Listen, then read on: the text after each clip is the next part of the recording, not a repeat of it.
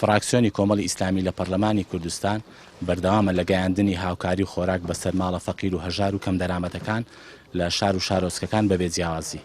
ئەمڕۆژ لەسەر ڕاستپاردەی بەڕێز کاک عەبدولستار مەجید 500 سەبەتەی خۆراک بەسەر سنووری دەوروبەری شاری هەولێر دادابەش دەکەین بەبێ جیاوازی.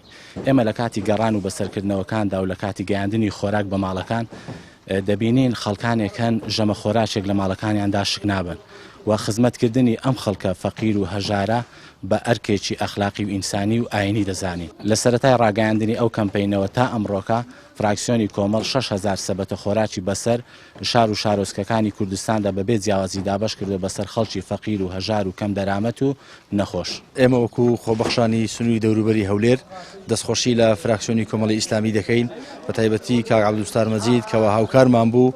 ئەمڕۆ نزیکەی 500 سەبەتە خۆراکمان بەدەست گەیشت. ئینشاڵڵا بە پێی توانە ئێمەش بەسەر خەڵکی هەژاری ئەو دەوروبەری هەولێردا دابەشیان دەکەین ئینشاءڵڵا.